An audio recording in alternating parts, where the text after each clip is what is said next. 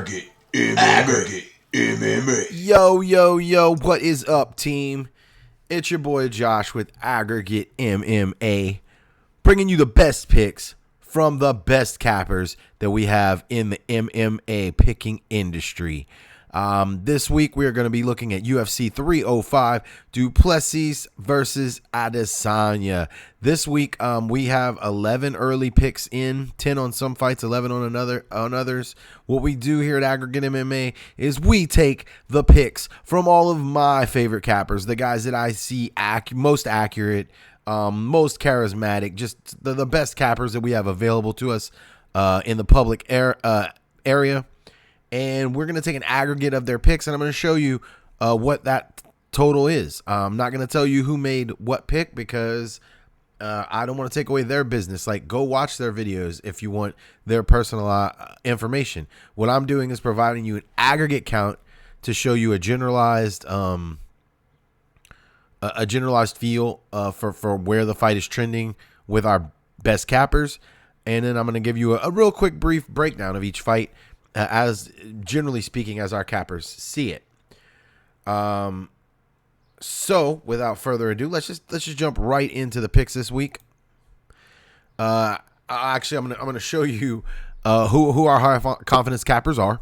It's Angelo, Jacob, and Artem at WeWantPicks, AJ and Finch at MMAExperts, Brady and Wheezy, DFS by the numbers, Cody Saftik at the Mayo Media Network, Kenny Florian of the Anik and Florian podcast, Kunath at Kunath MMA, MMAGuru at MMAGuru.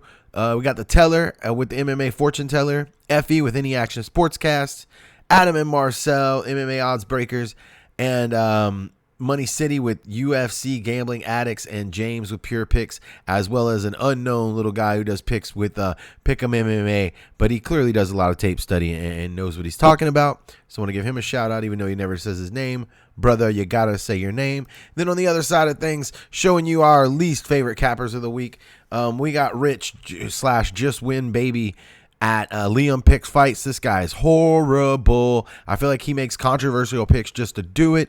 Maybe he's like a troll in disguise trying to get you all to lose money, but this guy was awful. I only watched him for a couple weeks before I knew how bad he was and never had to tune into that channel again, so I'm saving you some time right there.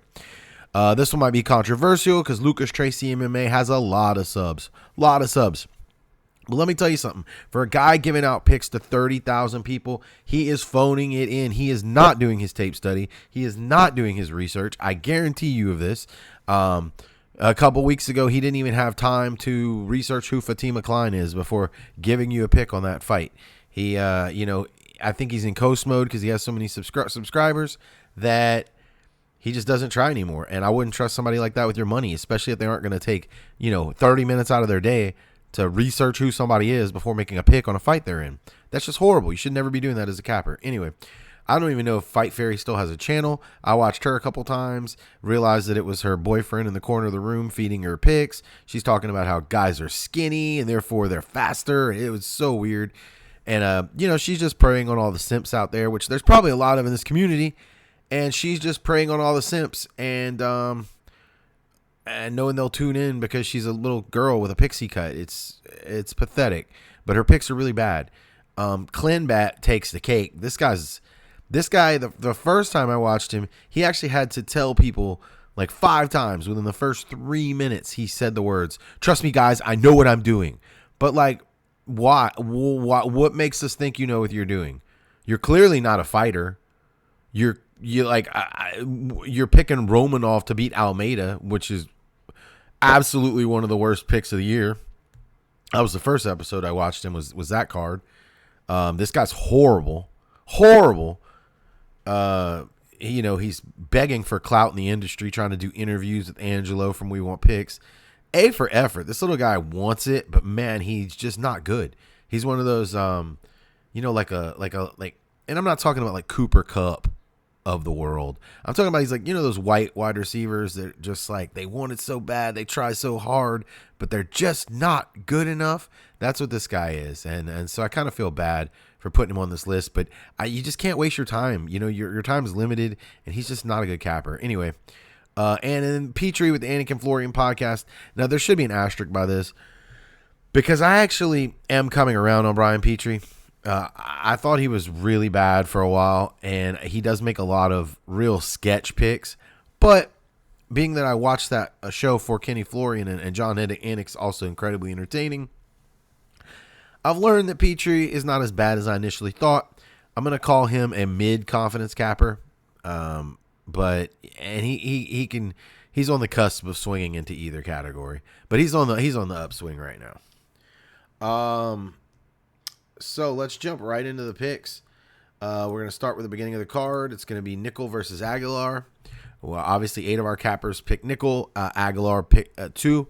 Now, the interesting thing about this fight is even though you see so many picks for Nickel, I'm here to tell you that a lot of people know that this is a close fight, and they think it's going to be a very hard fight for Nickel, and they're going to think Aguilar has a chance in this.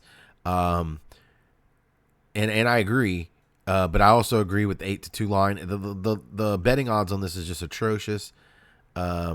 But if you can get Nickel at a good line, go for it. Nickel's going to be my pick for early in the week, and he's also an 8-2 favorite with our cappers. Song versus Glenn. I mean, that says it all, right? We got a 10-0 sweep, but again, this is one where a couple of our cappers think that it could be closer than people think. Because, the general consensus is that neither of these guys is all that good, and therefore, it could just go either way. We got Nolan versus Reyes. This is a consensus 10-0. Everyone thinks this is an embarrassing fight that should never have been made. And the strict way that this was made was to feature Nolan and get him an easy win at home. Nolan is my pick. He's the consensus's pick, but he's also an 11-1 favorite. So realistically, if you're going to bet this fight, and a lot of the cappers say the same thing, the only thing you can really do is try to find a good line you like on like a KO1 prop or KO2 prop for Nolan. We got Jenkins versus Burns. Obviously, it's another clean sweep for Mr. Jenkins. Most people are really not high on Herbert Burns, though a few of our cappers do seem to think he does have a chance in the first 3 minutes of possibly getting Jenkins down and submitting him. But that Jenkins has a much better cardio, much better skill set all around, and is a super big favorite to win this. And he is. I believe last I saw the line was at 600 and going up, I think. One of the biggest favorites on the card. So it's very tough to bet that again. A lot of our cappers seem to think maybe a KO2, KO3 prop could be in order for that one. This is our closest.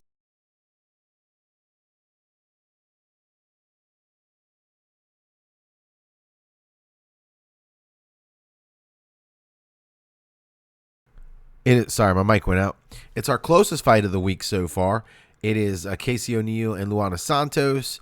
Obviously, the cappers see it 6-4 in favor of Santos. I think this is a very, very, very close fight, and I do think if it stays on the feet, Casey O'Neill will win. That's my personal take.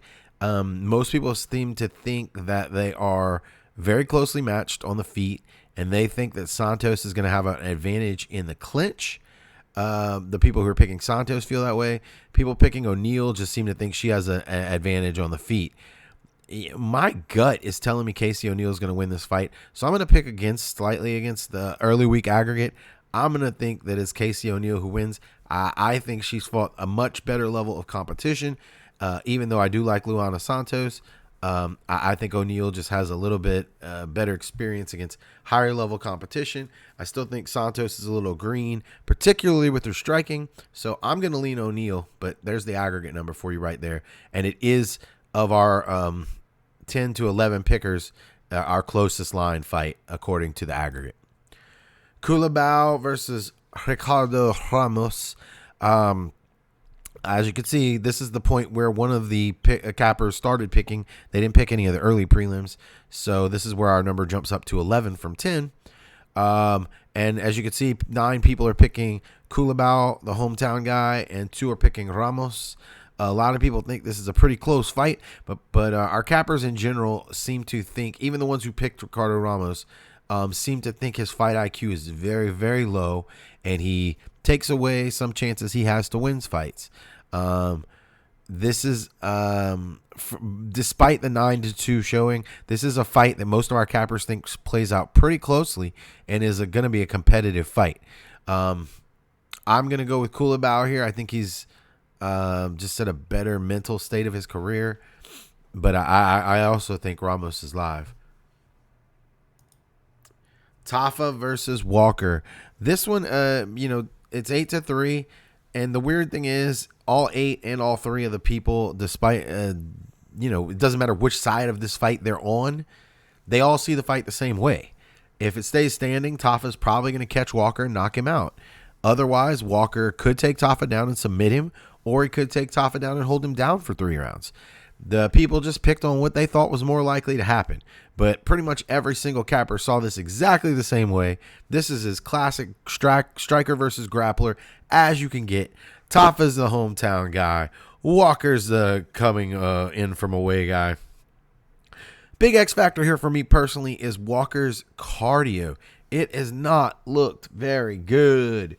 So for me, I'm thinking even if he wins the first round, he's probably going to gas out and lose the ability to take Tafa down. And even though he has an 8 or 9 inch reach advantage, I think Tafa could find Walker and get him out of there in maybe the second or third personally. So I'm going to lean Tafa, but for me, I'm staying far away from this fight. A lot of our cappers, despite no matter who they picked, also suggest you stay away from this fight, as this one is about as 50-50 as it gets. And I believe the odds are pretty close to even, too. I think maybe Tafa is a small favorite.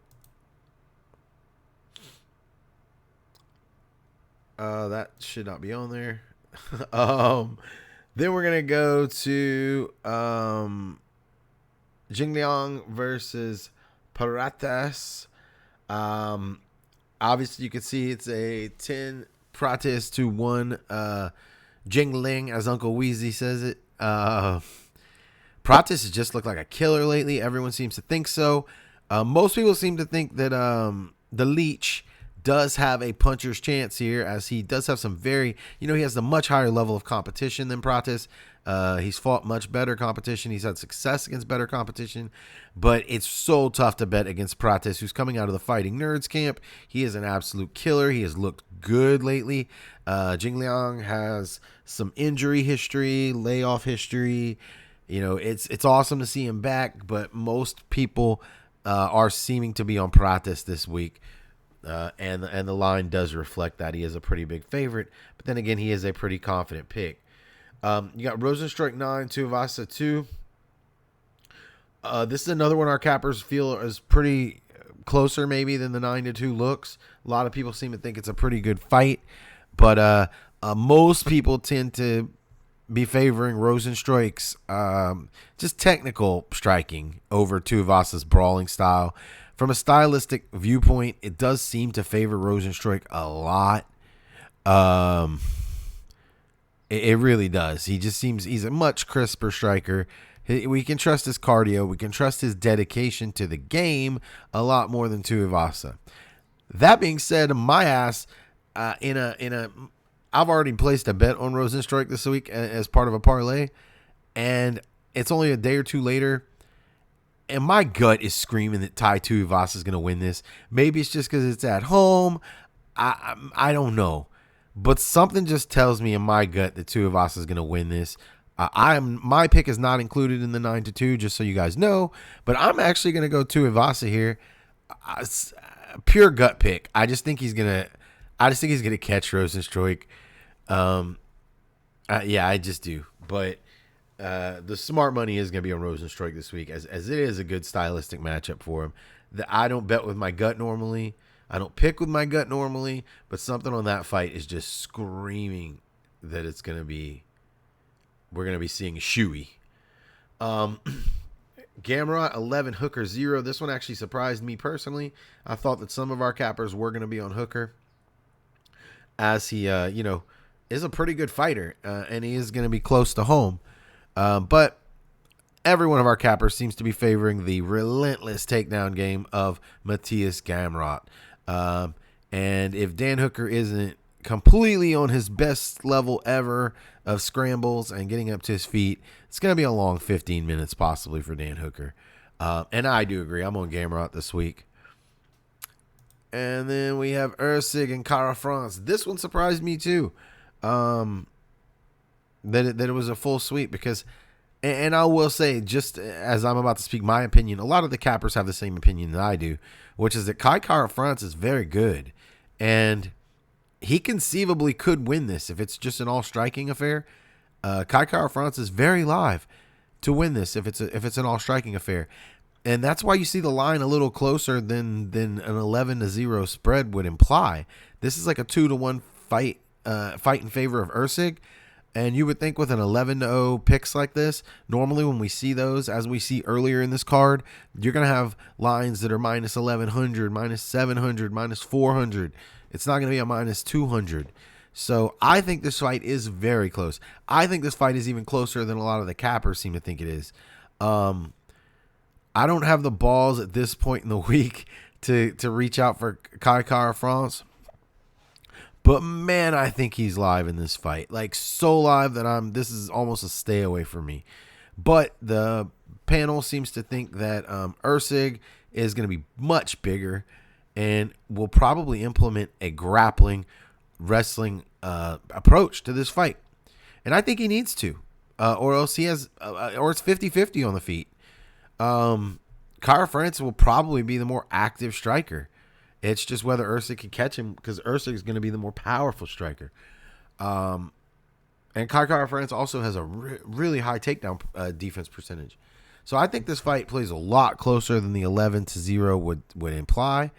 I'm not necessarily scared to bet a Kara France plus 3.5 line this week if it looks good, because I totally think he could out-volume Ursig on the feet in one of these rounds. But as you can see, the aggregate is pretty on Ursig, as am I. I'm going to pick Ursig, but man, I'm definitely thinking about betting the Kara France 3.5. And then the main event, Dricus Du Plessis versus Israel Adesanya.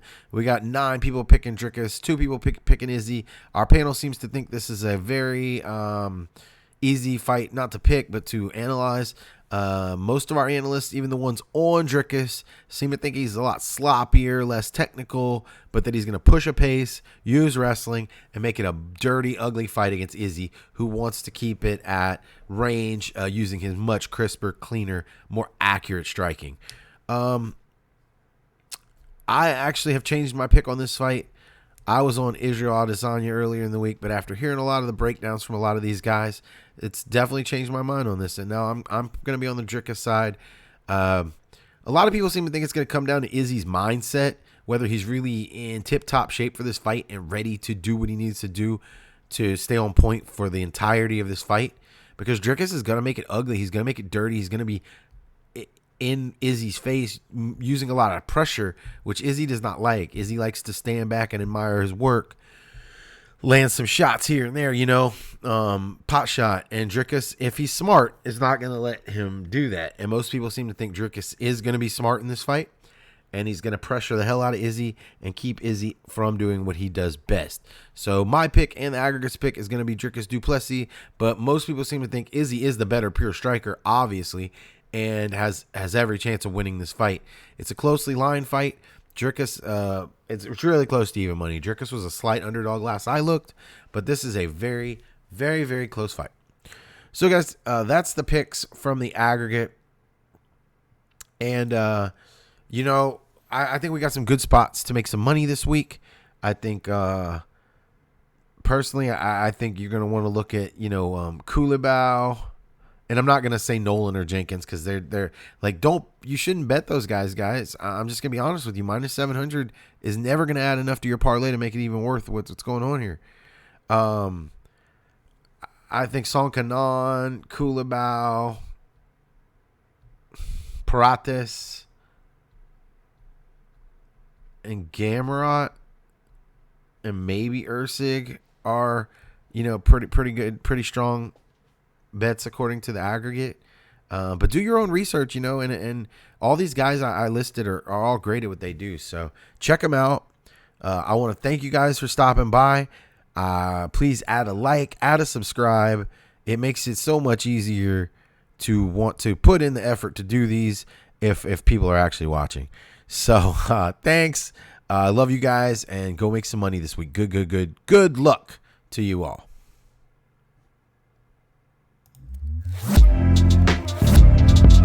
All the best picks from the best caps. This is Aggregate MMA.